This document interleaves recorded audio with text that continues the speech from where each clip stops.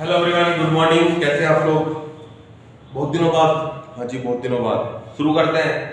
नया subject start कर रहे हैं, सीपीसी। नाम सबने सुना होगा। कोशिश करेंगे डेली क्लास करने का।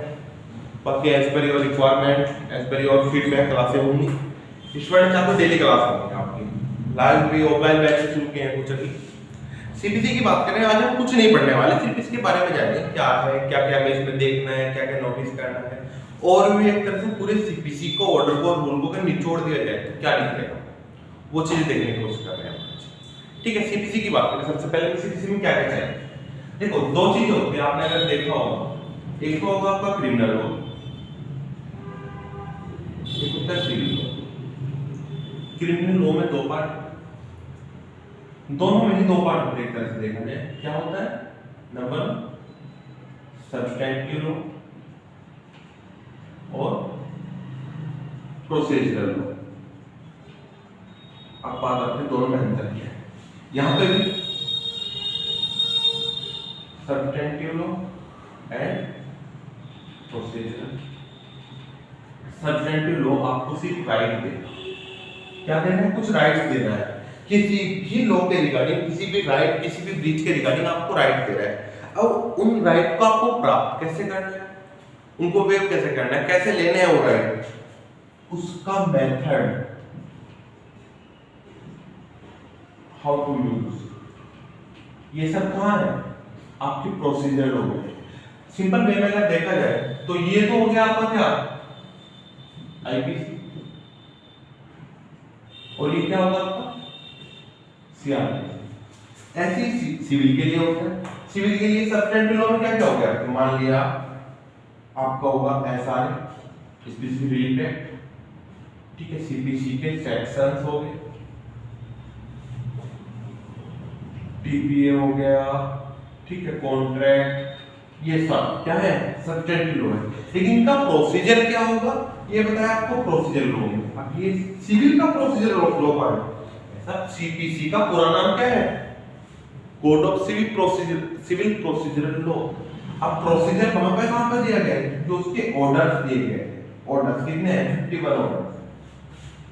तो अब हम क्या देखने वाले हैं कि क्रिमिनल में तो हमें पता है और सिविल का भी हमें पता चल गया, दोनों में क्या क्या चीजें, एक सब्सटैंटिव लॉ दिया गया, राइट दिया गया, दूसरा देखो राइट को कैसे करना है, कैसे प्राप्त करना है राइट। तो हमें क्या करना है, सबसे पहले हमें अपने अधिकार जानने हैं, उन अधिकारों को प्राप्त कैसे करना है, प्रोसीजर में देखेंगे।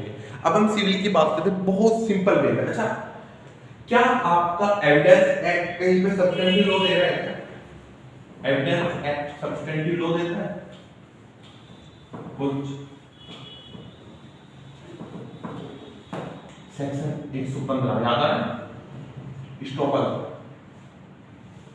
कुरुक्षेत्र यूनिवर्सिटी वाला केस आ गया आपका, भागीरथी वाला केस आ गया, बहुत सारी चीजें, 116, 117, ये क्या है, ये सब्सटैंटिव लॉ का पार्ट है। ऐसे बताते हैं मजाक से कि क्या पता कहीं कोई पूछ, आप चिपका देना तो भाई। अब सिविल की बात करते हैं।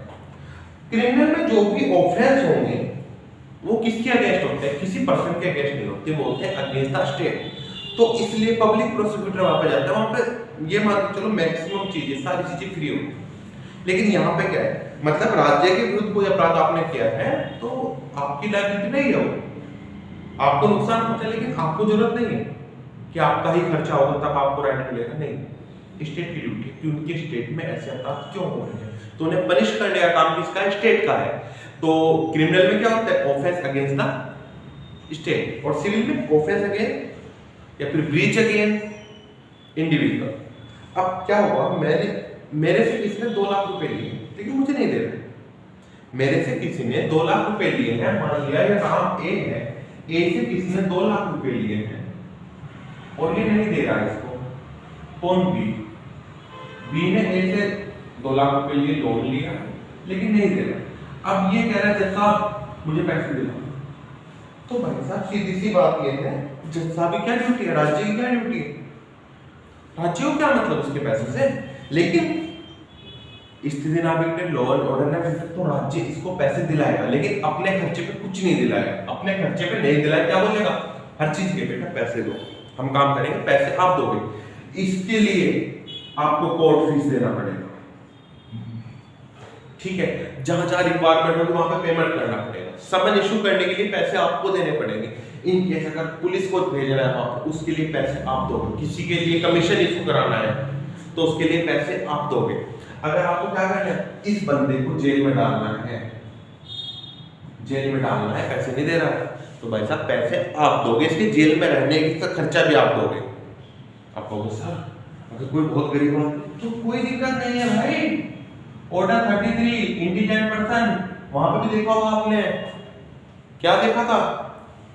अब आप पता नहीं क्या है, 304 है 306, जहां पर राज्य के खर्चे पर केस लड़ा जाता है किसी का। यहाँ पे 33 में आपके पास पैसे नहीं है, एक हफ्ता हो गया आप नहीं कर पाए, या फिर आपके पास इतनी सफिशिएंट प्रॉपर्टी नहीं है, तो राज्य अपने खर्चे पे करेगा। कौन सा ऑर्डर 33 है। अब इतना अंदर नहीं जा रहे, अब हम बात कर रहे हैं इसी पॉइंट की बात करेंगे जो हमने क्या हुआ था, ध्यान से सुनना, हम निचोड़ कर रहे हैं एक तरह से। ए से पैसे लिए, ए ने बी को दिए 2 लाख रुपए, ठीक है, बी को, and B refuse to return. B ने मना कर दिया, मैं नहीं देता। अब क्या चाहिए, ए को पैसे चाहिए भाई, वापस पैसे दो भाई मुझे। ए कह रहा है पैसे दो, बी ने मना कर दिया मेरे पास नहीं है, मैं नहीं दे रहा। अब ए क्या करेगा, ए जाएगा सेक्शन 26 ऑर्डर 4, क्या करेगा ये, सब्स्टिट्यूट, क्या करेगा, वाद लाएगा, वाद दायर करेगा किसके खिलाफ, अगेंस्ट बी। ए सूट लाएगा बी के खिलाफ, तो ए क्या होगा, वादी, बी क्या होगा, प्रतिवादी। क्या कहते हैं, प्लेंटिफ, एंड बी क्या होगा, डिफेंडेंट। ए प्लेंटिफ है, बी डिफेंडेंट, ठीक है, निकाल, ठीक है साहब, कोई दिक्कत नहीं है। ए में प्लेंटिफ क्या करेगा, प्लेंट दायर करेगा। ऑर्डर 6, 7, 8 याद रखना है, यहाँ पे सारी चीजों में आ जाएगा, ऑर्डर 6, 7, 8। ए प्लेंट लाएगा, जिसे क्या बोलते हैं, वाद पत्र, वाद पत्र लाएगा। मतलब इसने एक लेटर तैयार किया कि जैसा फलाना कोर्ट में ऐसे ऐसे मैं हूँ, ये मेरा दोस्त था, इसने मेरे पैसे लिए नहीं दे रहा है, मैं क्या करूँ, ये सारी चीजें कौन करेगा, ए करेगा। जज साहब को दे देगा, तो पैसा देखा बताओ, जज साहब अपने पैसे थोड़े देंगे, या जज साहब आगे जाएंगे, बेटा तेरे खिलाफ केस आया है, पैसे दे दे। या फिर मेरे खिलाफ मान लिया आपने केस किया है, मैं बैठा हूँ घर पे, मुझे सपने थोड़े याद है, मेरे खिलाफ का केस है, तो कोर्ट क्या करेगा, एक नोटिस इशू करेगा। नोटिस में सिंपल शब्दों में बता रहा हूं, क्या करेगा कोर्ट, यहां से कहां जाएगा, कोर्ट में गया, कोर्ट क्या करेगा, समन करेगा, समन करेगा, किसे करेगा, बी को। समन में क्या होगा, एक तो प्लान की कॉपी होगी, अभी नई अमेंडमेंट आपको पता होगी, बहुत साल पहले हुई थी, अपनी क्या हुई थी, प्लान डुप्लीकेट कॉपी में होगा। डुप्लीकेट कॉपी इसलिए होती है, कॉपी आ रही है, कॉपी आ जाएगी इसके पास, क्योंकि मेरे खिलाफ केस किया है, तो कोर्ट ने मुझे कहा केस किया है, मतलब जज साहब क्या केस किया है, तो वो मुझे पूरा इसका प्लान जो इसने लिख करके कोर्ट में जमा किया हो, जो का तुम मेरे पास भेजेगा एक कॉपी, मैं देखूंगा, अच्छा बेटा ये लिखा है, अच्छा ये भी लिखा है, ये भी लिखा है, ये भी लिखा है। प्लान में कैसा होगा, point 1, point 2, point 3, point 4, point 5, बहुत सारे पॉइंट होंगे, ठीक है। फिर मैं क्या करूँ कि जैसा जो झूठ बोल रहा है, इसको पैसे देने ही नहीं है, यहाँ तक समझ में आ रहा है। प्लान कौन लेके आ रहा है, वादी, जिसका नुकसान हुआ है, जिसे हानि पहुंची है, वो लेके आया है केस।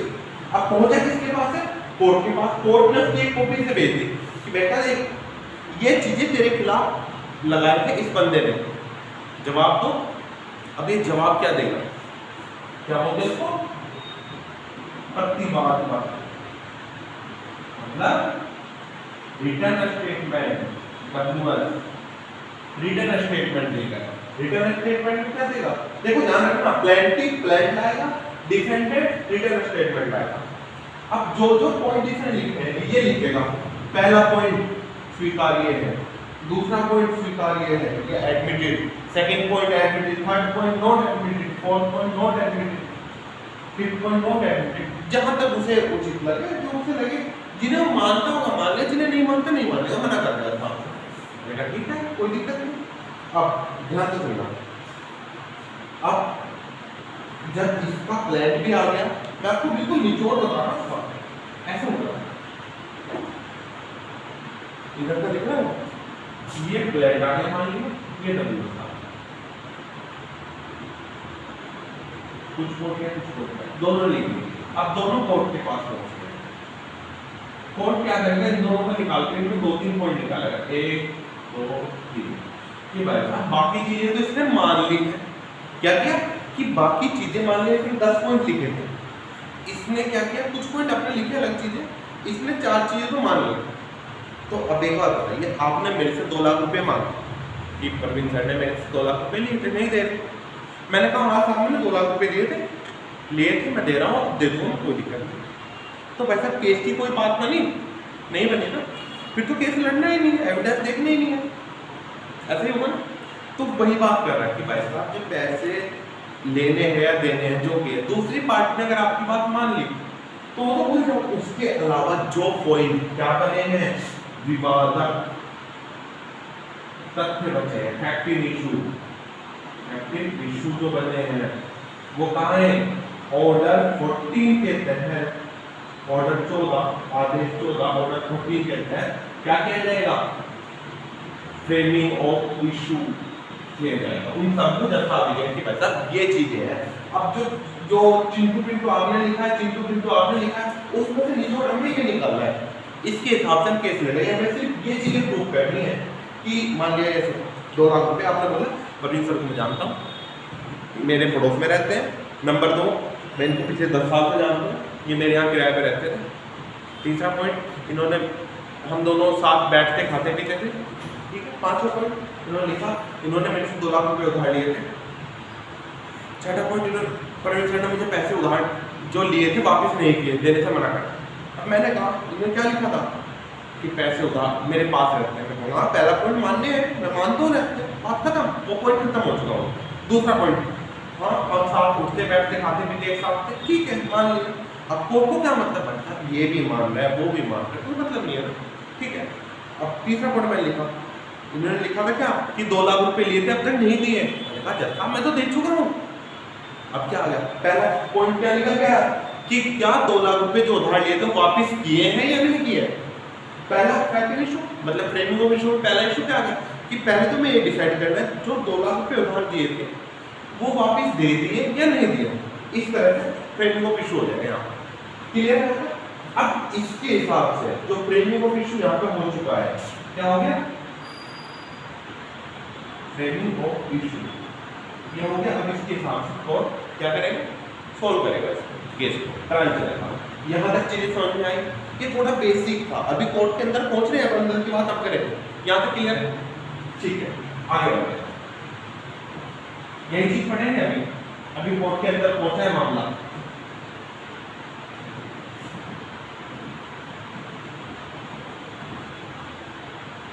क्या हुआ, प्लान आ गया, अपोजिट में डब्ल्यूएसपी आ चुका है कोर्ट के पास। अब क्या होगा, फर्स्ट इस तरह से एग्जामिनेशन हो रहा है, क्या हो रहा है, एग्जामिनेशन हो रहा है, फर्स्ट टेबल हो रहा है, दोनों को बुला, पहले दोनों पार्टियां अपेयर पार्टियां कर लिए कोर्ट। क्या हो सकता है, प्लेंटिफ आ जाए, तो ये यहाँ लिख देते हैं, प्लेंटिफ मतलब वादी,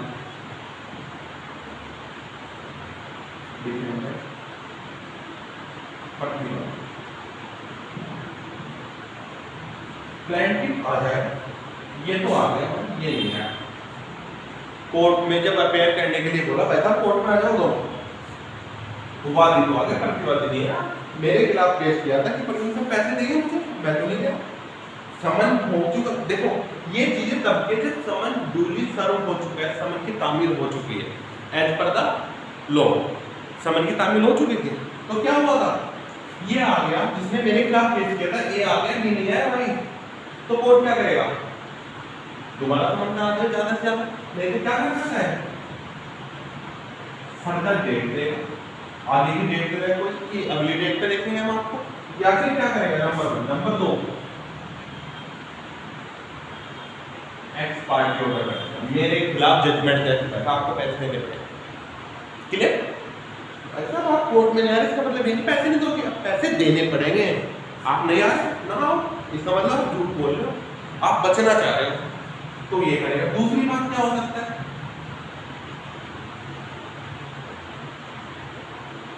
ये नहीं आया, ये नहीं आया और ये हो सकता है ना। अब हम बात करें ऑर्डर 9 की, ऑर्डर 9 की बात कर रहे हैं।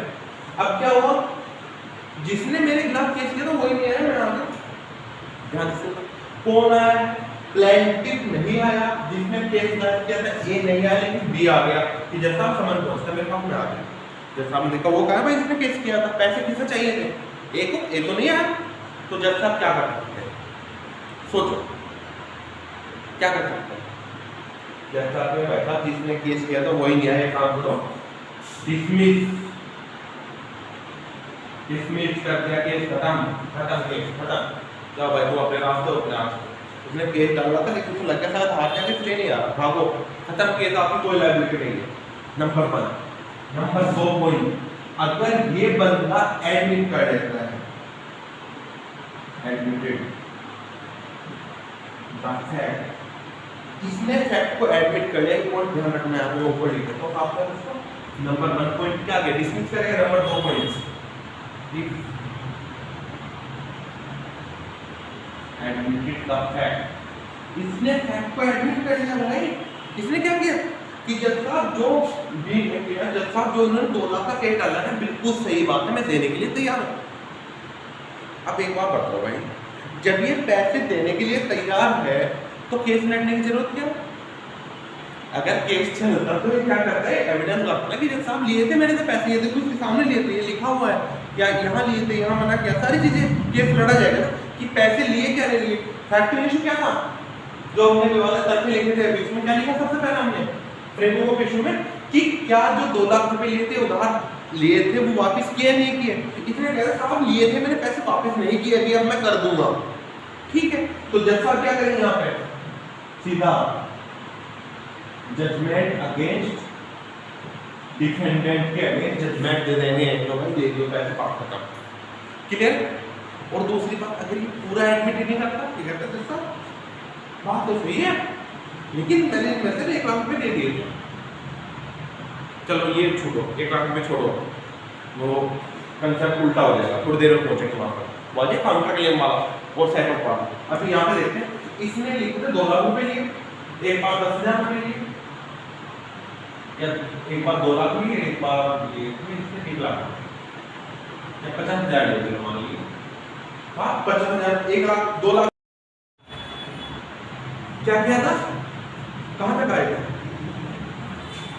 इसने प्लेंटिफ आ गया था, डिफेंडेंट नहीं आया तो एक्स पार्टी कर सकता है, फर्दर डेट दे सकते हैं, प्लेंटिफ नहीं आया डिफेंडेंट आया तो डिसमिस कर सकते हैं, या फिर डिफेंडेंट अगर एडमिट कर लेता है तो as per the section 58 of evidence act क्या करेंगे हम, admitted fact not need to be prove करने की जरूरत नहीं, डायरेक्ट क्या करेंगे, जजमेंट अगेंस्ट द डिफेंडेंट, अगर वो जितना वो एक्सेप्ट करता है उतने के खिलाफ, क्लियर। ओके अब आगे बढ़ते हैं। अब अगर यहाँ पर प्लेंटिफ भी नहीं है, डिफेंडेंट भी नहीं है,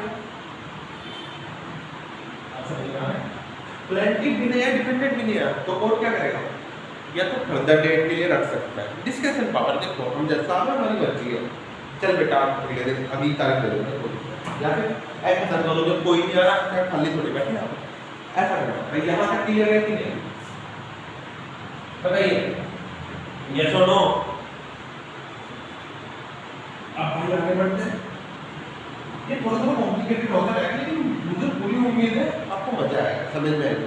देखो अगर मैं डायरेक्ट फ्रैक्शन लेकर के रटाने शुरू कर दूं तो फायदा क्या हो चुका है, वो तो आपके पास है ऑलरेडी मेरे, रट लो भाई, लेकिन मेन बात क्या है, आपको समझना है। अब समझने के लिए क्या है, बेसिक कंसेप्ट जो बहुत सारे डायरेक्ट किताबें पढ़ने के बाद आप समझोगे या प्रैक्टिस करने, वो मैं आपको निचोड़ करके दे रहा हूँ। प्लेंट की ने प्लेंट दिया, वादी ने बात दिया, प्रतिवादी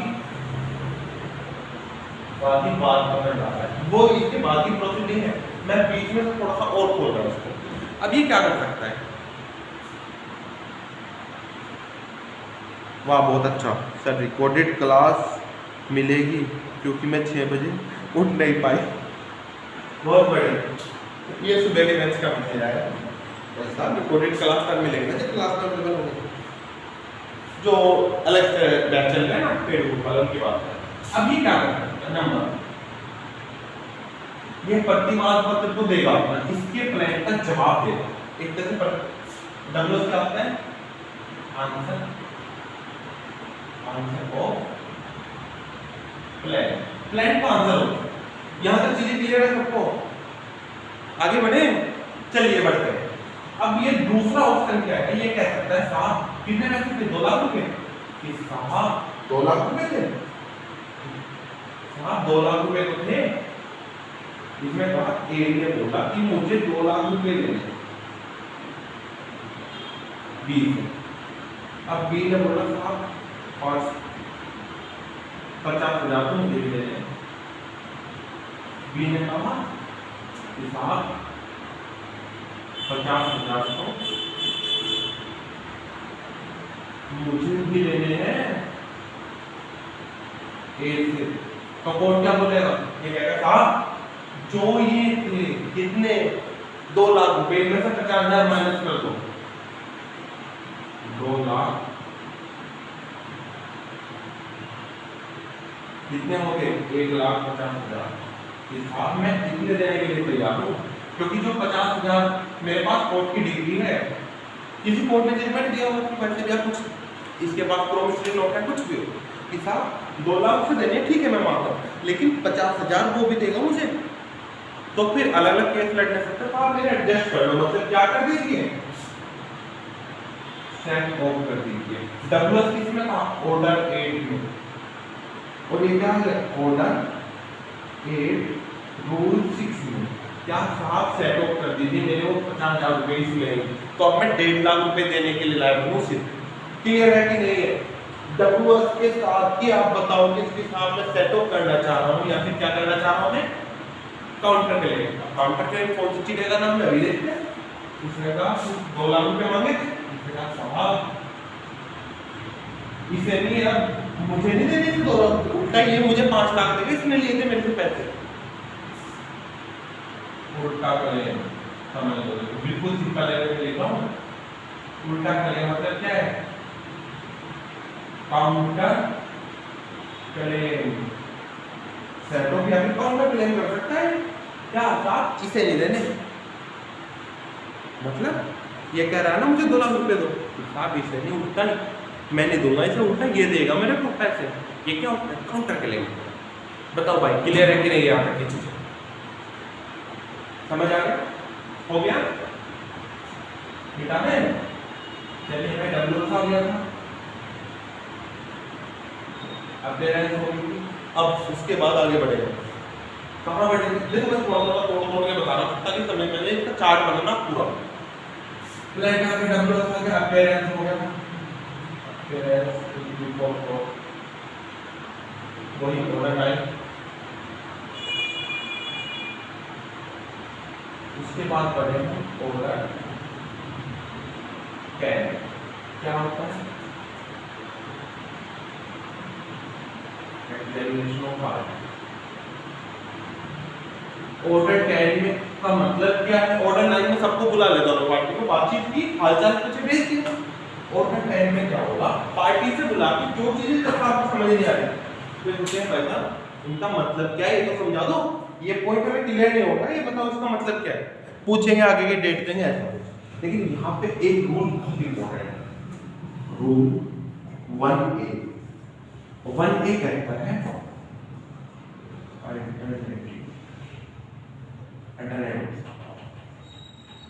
ये कहता है भाई साहब आप चाहो तो केस लड़ लो, नहीं तो आपके पास एक ऑप्शन हो रहा है, क्या है जैसा कि आप चाहो कोर्ट के बाहर भी इसको सोल्व करा सकते हो। क्या कर सकते हो? कोर्ट के बाहर, आउटसाइड द कोर्ट सोल्व करा सकते हो। कैसे? Arbitration, conciliation, मेडिएशन, local. Arbitration, conciliation, मेडिएशन, local. इसमें करा ये कहां दिया है? सेक्शन 89 में कुछ ऑप्शन दिया है कि मतलब आप चाहो तो यहां पे सोल्व करा दो, कोई जरूरत नहीं है। फिर 1B ने बोला है कि कोर्ट क्या करेगा, इनके केस को ट्रांसफर कर देगा कहां? इन चारों में से जहां ये चाहेंगे अपनी मर्जी से, both the member of party, both the party, तो वहां भेज देगा। सी ने बोला अगर वहां सॉल्व हो जाता है ठीक है, नहीं सॉल्व होता तो उनको वापस कोर्ट में भेज देंगे। मैं ये रूल था मोस्ट इंपोर्टेंट, एग्जाम में बार-बार पूछता है। यहां तक क्लियर? उसके बाद कोर्ट में आ जाता है, ठीक है, फिर केस लड़ा जाता है पूरा, उसके बाद जजमेंट दिया जाता है। जजमेंट दिया गया इसको, इस केस को अब एक के फेवर में दिया जाएगा, एक के अगेंस्ट। दो बार है, देखो जरूरी नहीं है यही जीते, ये भी जीत सकता है। जो जीतेगा मतलब इन फेवर, मतलब सिंपल लिखते हैं, बिल्कुल सिंपल, जो जीतेगा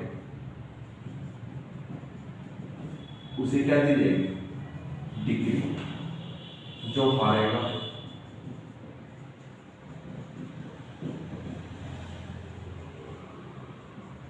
जजमेंट डेटा डिग्री होल्डर। 2 में डिग्री 2 देख लेना चाहिए। अब ये बताइए यहां तक की प्रोसीडिंग समझ में है? सीबीसी में हम क्या करने वाले हैं? क्लियर है कि नहीं है? बताइए। देखो आपको क्लास तक समझ में आएगी जब आप डिटेल में आराम से आधा घंटा बैठ के, भले स्पीड बढ़ा लो, स्पीड ना बढ़ाओ तो ज्यादा अच्छा है, क्योंकि मैंने स्पीड कम ही रखी है वो कॉल में। आप आराम से इसको सुनो, जब एक बार पूरी वीडियो सुन लोगे सब कुछ क्लियर हो जाएगा, फिर देखना आपको सीबीसी कितना इजी लगने लगेगा। अभी तो मैंने ऐसे ही बताया, एक एक सेक्शन, एक एक सब सेक्शन, एक एक रूल, जो भी जरूरी है सारे नहीं पढ़ने आपको, ठीक है, जो जो जरूरी है सारे पढ़े, ठीक है, तब मजा आएगा। ओके एवरीवन, मिलते हैं जल्दी। अगर वीडियो अच्छी लगे तो बता देना भाई साहब सीपीसी करेंगे पूरी। आप लोग बताना सीपीसी पूरी करनी है कि यूट्यूब पे फ्री ऑफ कॉस्ट, तो बताओ। अगर आपको इंटरेस्ट होगा तो करेंगे, नहीं तो नहीं करेंगे, कोई इशू नहीं है। Okay everyone, all the best.